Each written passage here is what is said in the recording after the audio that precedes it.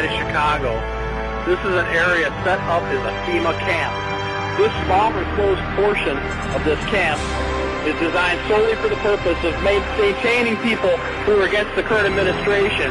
They had 200 people in this small cage. You can see that they have other supplies for furthering their detention. We have no idea how this is being done, kept away from the major media, but clearly it is. 200 people here is inhumane and completely wrong. In America, this just shouldn't be in it.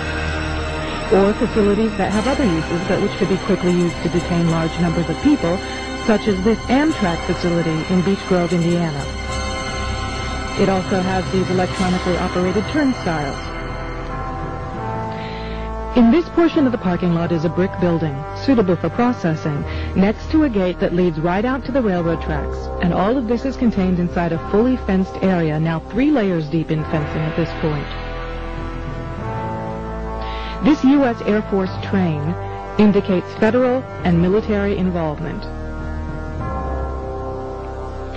This facility was supposed to have closed in June of 1993. Yet instead, several $1 million in federal funds have been spent on supposed renovations over the past 2 years. This small building is the only way into a particular fenced area. Inside this building, we see more of the motion-activated detectors, electronic turnstiles, and prison bars. Outside this building is fencing and a cattle run section of fence, all topped by barbed wire, pointing inward, not to keep people out, but to keep people in. This was common throughout the facility, particularly the new fencing that had been erected. Inside the fenced area on the other side of the building, you'll see signs that say Red Zone, right up next to the railroad tracks that run the length of the fenced area. Next to the Red Zone sign, you can see closely numbered markers on the fences that are too closely spaced to be parking markers, just as if they plan to have people line up to board the trains. Even as we were filming, a black helicopter flew over us, observing what we were doing, which has happened many times when we have been at the facility. The gas lines and gas pipes at the facility run the length of the buildings and come out at some very, very large, brand new furnaces that have been installed at the buildings throughout the facility. This tower, overlooking the entire facility at one end of the facility along the railroad tracks, also has a radio antenna on it with a ladder up inside of it. It would make an excellent watchtower.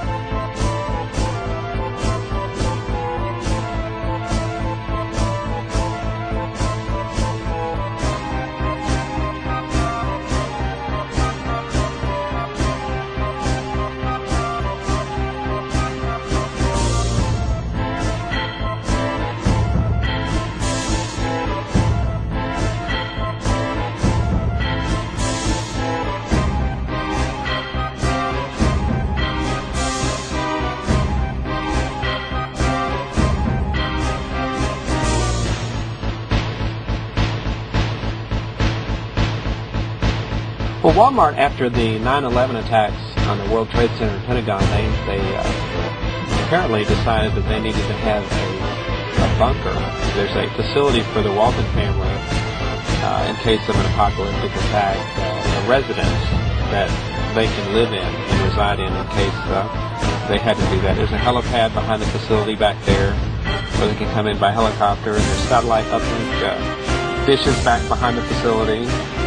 And most of it is underground, as you can see. You can't really see much from the gate, which is all fortified.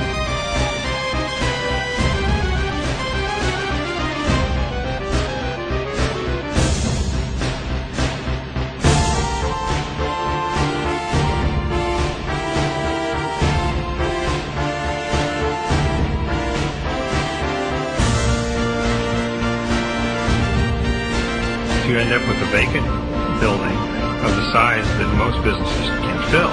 So you have a huge building that sits vacant for months and years.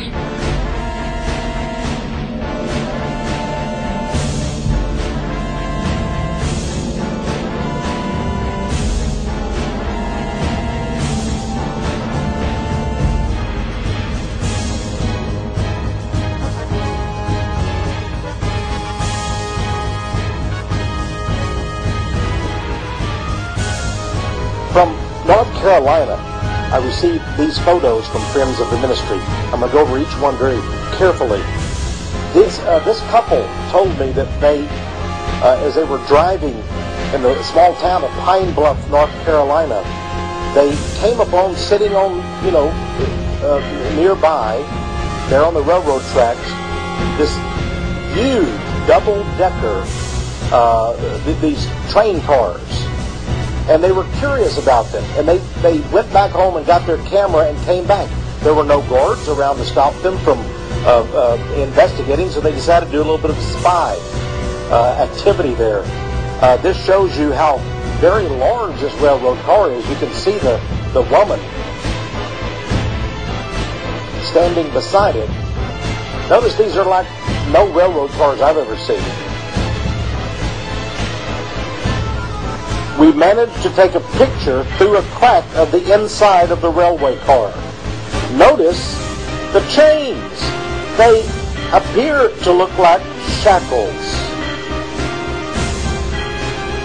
I want you also, my friends, to see what appear to be seats or benches on either side.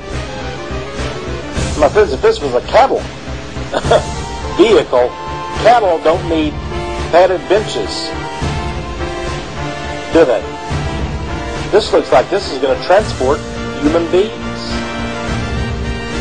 She said also, the cars are well vented. They have lots of air holes.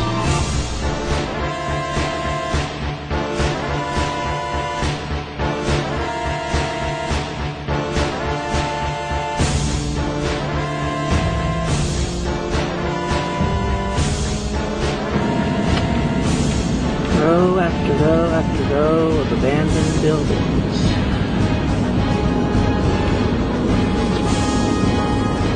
And ever more housing sitting here, waiting for something to happen.